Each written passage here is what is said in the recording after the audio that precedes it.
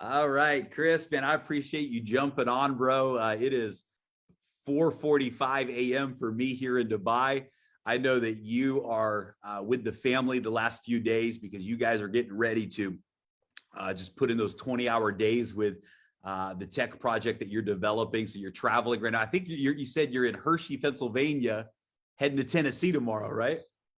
Yeah, we're doing a global Zoom, and I'm maybe like 20 minutes from Amish country where they don't even have running water still, and there's horse and buggies going by here. It's pretty rad. I love it, man. I'm out here in Dubai right now, so man, what A little different between Dubai and Amish country. It's the juxtaposition that we live in today. So, but it's awesome. It. Well, bro, yeah, we're just so pumped, man.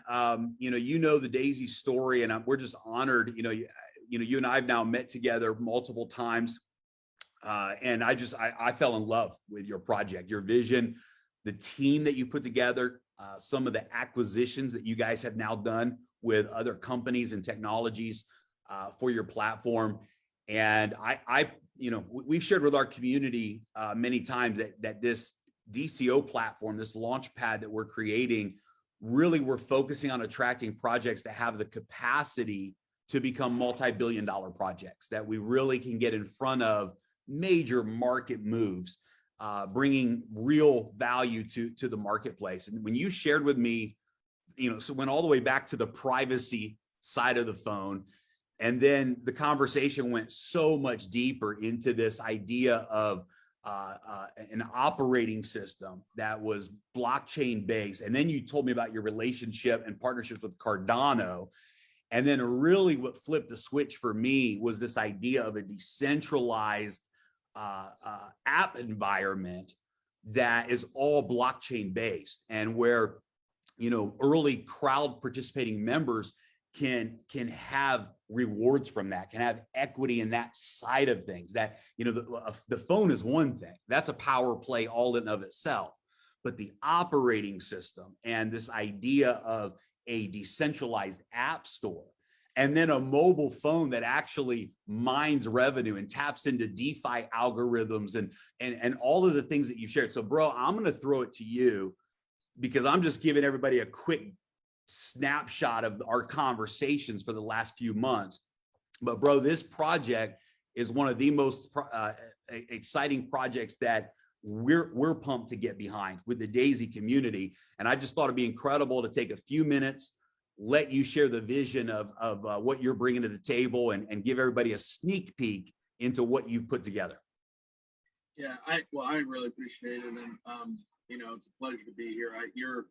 Your community and the results that I have watched you guys get or heard about, through the relationships that we share, it just speaks for itself. So, we're very excited. Here's how I explain it to everybody very simply. I go, a lot of people are fans of Elon Musk, right? I'm a fan of Elon Musk. Some people aren't, some people are. But the reality is regardless where you land on that, dude is smart, right? Yeah. And he's probably not from this country. I joke all the time. I don't think he's doing anything other than trying to get home, and Mars is just a gas stop, right? I don't think he's from here. But if you think about Elon, right, and you go, okay, well, his one of his projects is called Neuralink. A lot of people have probably read about it, right, which is the chip that they're putting in pigs' brains, things like that right now, and it's called Neuralink. And essentially, it's the chip inside your head, right? Now, if I ask most people on this, are you ready to get that chip? Hell no, I'm not getting that chip. Right. And maybe they can't explain why, but if they really thought about it, the main reason why is because they know that they don't control that chip. They know that some company, whether it's Elon's or not. Right. But then I remind them that you already have that chip. It's just not under your skin. Wow. Apple's $1 trillion company. Amazon's $1 trillion company. Facebook just hit $1 trillion company. The 5 biggest companies in the planet today are $1 trillion companies, and every single one of them is the 5 tech companies that you know and love and that you use every day. 20 years ago, they were oil companies. Data's the new oil. And the difference between then and now is we have, for the last 15 years, not knowing it, we took free because free felt good. Free was great. Free email, free this, free cloud, free that, free pictures, free drive. And we thought it was free. Yeah. And we didn't think anything of what we were paying for because, we're not doing anything secret or private. We don't have anything to hide. And that's all true. Most people don't. But we took it for free and we paid with convenience. We paid for convenience with our data. And ultimately what that's done is we've paid with our identity, because Google, Amazon, Alexa, you name the big tech company, they know more about you and your habits than even you do, or your wife or your husband or your significant other or your partner. Yeah. We all communicate, and none of us control that situation right now. And it wouldn't be that hard for us to do that if someone would just solve it. So we decided to solve it. Yeah. Well, and it's incredible too, because, you know, you mentioned those 5 empire companies that the new oil is data, and they become the wealthiest companies in the world. They've never offered to share that wealth with you and I. They never said, hey, if you become radical about our brand, if you engage in our app stores, if you play our games, if you, whatever it is, we're going to create wealth and we're going to share it with you. That's never been offered. And so that was the other thing. Really, I mean, and that's what's so funny, right? Is like it's so obvious to me anyway, and I think to you, like, it's so obvious. Like, what if they had those companies that you mentioned, their business models what's broken, their business models what's out of date. What happens when an operating system comes in and an ecosystem comes in and says, hey, Fortnite users, not only are you not paying 30%, but every time someone buys something, if you brought them to the ecosystem, you're getting a vig on that. Yeah. Holy smokes, what would happen then? Yeah. Yeah. That's what we're talking about, right? So yeah, I think we're going to BlackBerry them. I yeah, really absolutely. do. No, it is. It's destructive, because it's taking, right now we are the asset. Our data is the asset for the empires. Our phone and usage of that phone, we are the asset. The world, the people, it's the asset. And the disruption is to say, hey, let's make it an asset that you own. Let's make it an asset. Let's make your mobile phone an asset for you and your family. Let's make it a financial asset. Let's make it a security asset. Let's make your life better, safer, and let's put some more money in your pocket, because right now you are the asset. Your data is the asset. So why not put that asset back into the hands of the people? And that's freaking disruptive, bro. And not only is it disruptive, it's sustainable. And that's more important, right? Yes. Disruption is one thing. It's sustainable, because what you just said is the key. So the last bill that I know most people will turn off, whether they lose their house, their car, their whatever, the last bill they're going to turn off is currently, could change, but currently, whatever their smartphone situation is, right? That's the last bill that's turning off. 100%. And regardless of how much or little they have. And what if it didn't even have to be a bill at all? So why we partner with Cardano, because you brought that up, yes. And we're agnostic in some ways. So our operating system is going to be multiple chain compliant. It'll have, depending on what the situation is. But where we partnered with Cardano was specific around 2 key areas. One was around where we're going to store the metadata around your decentralized identity. And the reason why we did that is because they spent 6.5 years doing 95 and counting peer-reviewed research papers on their cryptography, the security of it, the speed, all that stuff, before they started building anything. And then they started building stuff 4 years ago. So about 4 years into that, they started building stuff. So they figured out how to build it right before they started writing code. Yep. And that matters when you're talking about things like principal authority, which is when you and I are the ultimate owner of our domain, our dominion in a digital physical world. When we own our identity and we have principal authority over where that's delegated or not, right? And so you don't want that sitting on something that isn't secure, that could go away, or that might not be decentralized fully. So Cardano checked the box on that. The other thing they had, as many people know, on March 1st, I think it was, or March 31st. I can't remember which date, but on one of those dates, the Mary Hard fork completed, and metadata became the first multi-asset ledger, which means, for those who know crypto, that not only ADA is treated like a first-class citizen on their blockchain, but any token that's minted, including a decentralized identity for a piece of equipment or for a human, is treated like a first-class citizen, meaning no gas fees, like far more efficient, right? So that was a huge piece. We didn't have the time or energy or desire to go build a $50 billion blockchain. We're not going to go raise money and go, hey, we're going to build a blockchain. It's going to be better than the freaking companies that have done it for 8 years. Like, are you kidding me? Right? Like, let's focus on the layer 2. They've got $30 billion worth of staking right now on Cardano. That is 2.5 times what's on Ethereum as of last week. 12.5 billion on Ethereum, 30 billion voluntarily staked. And the reason why they're staked is because people believe in infrastructure, but there's nothing to do on it yet. Yep.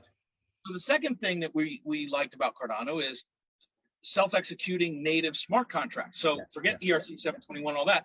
As many people know, and Alonzo, when that fork happens in September, that's going to enable things that are going to allow us to do things like remunerate royalties on NFTs or pay commissions on sales or in-game activity that is yield farming. We can do those things through smart contracts that natively self-execute. So our operating system can actually provide not only efficient remuneration to the people in these different peer-to-peer communities that are building on top of it and bringing network effects to it. But those two things are what Cardano, we believe, and we believe for right now, had the ability to be best at. And it also gave us a chance to be one of the first major commercial use cases on top of a $50 billion or $60 billion infrastructure, which gives us strategic advantages as well because we stand out. Yes. Right. So from a brand standpoint, it's like we're not going up throwing spaghetti against the wall as another thing on Ethereum where the gas fees could be 3x one day and then and even though they're going to solve that, I believe over time, the reality is it wasn't built for what we're trying to do. Right. And so we had to wait. Like we couldn't have done this business a year ago or 2 years ago. We've been working with Cardano and looking at things for over 3.5 years. Timing's everything. And so a lot of this is serendipitous. It's relationships that have been in development. It's technologies that have been in development for decades or more. And it's just timing. And then it's being able to put those pieces together. And then, excitingly enough, find relationships like you and your group where we know that when it comes time to actually tell people what we're doing and where they can go get it, that we can move significant volume through channels like yourself and bring human beings, not just users, human beings onto a platform where they can be human beings and leverage technology versus be leveraged by it. Oh yeah, we're excited. We're excited to be a part of crowdfunding, the technology behind this operating system. We're excited about the tokenomics that you're putting together inside of the Appstore and the future of that and where that's going to go. It's a game changer, right? I mean, we've seen what app stores can do, and when you start putting together, pay to play, right, on gaming, you start putting together, DeFi wallets that have AI algorithms built into it that are constantly placing your funds into the highest yield returns. When you start talking about a hardware phone that can actually be a node and be earning, your hardware can be earning you tokens. I mean, the game just changes, right? And think about, oh God, we could go. So I'll leave a little bit of this because you're getting me excited, and I want to give you guys a little bit of this. So imagine an operating system, us, and a device ecosystem, which includes not only phones or whatever else, but anything that runs that operating system, that was built from the ground up to inspire and enable play to earn. Yes. And that's an economy that hasn't even started yet. Direct to avatar sales is the next direct to consumer. It's dwarfing direct to consumer. There was $66 billion worth of direct to avatar sales. That's where a virtual thing buys a virtual thing for itself. Yes. Right. Like think you bought a skin of sneakers for your avatar in Fortnite. Right. That's direct to avatar. It's stuff that people haven't even thought of yet, and it's $66 billion industry last year. So part of the technology stack that we've already got, deals that we'll be announcing soon. There's a company that's doing a $10 billion IPO this month. They just announced it last week. It has about 60 brands, most of which you would know and shop with on a daily basis, fashion brands, legacy brands, things like that. We're partnering with them on a whole NFT exclusive thing. So literally what will happen is inside of our user base, not only will we have devices, you'll also get premier access to promote and consume, or to consume first and then promote and earn, like film drops and fashion shows that are happening in the metaverse, and every single one of those things will be commissionable, and every single one of those things will be peer-to-peer economies going to work, and then discovering artists out of that situation. Imagine what it looks like when a kid's not just platformed on YouTube hoping they don't deplatform because he says or does the wrong thing and only living off ad revenue. What if those 5 million subscribers or 300,000 subscribers are in business with him or her? And what if they're able to create their own merch and do all that and deploy it through an ecosystem that was built and designed for that very thing? Like when you think about those kind of economies that get unlocked, you could be part of that with us. And we're just here trying to make sure that the rails are greased and ready to go. So we watched the sun go down before our very eyes behind you tonight. And here I am in Dubai. And I just thought It's kind of cool. I'm going to show you Sun's coming up. the sun coming up here over the Burj My Khalifa. wife's saying good night to me, so that's a good thing. I love it. That's why I look to the right. I would love to maybe close out with this question because it's an honor for us, right? There's a lot of different places that you can go, the traditional route, VCs, et cetera, but you're embracing this peer-to-peer crowd model that we have for some of the highest level technology components that you're putting together in the blockchain world with Daisy. So I think it'd be great to share with our community who's gonna be watching this, what is it about Daisy and about the Daisy community and what we've done as a community that attracted you to say, hey, this is powerful. There's an alignment here. Let's give this community an opportunity to be a part of crowdsourcing and getting behind promoting this project.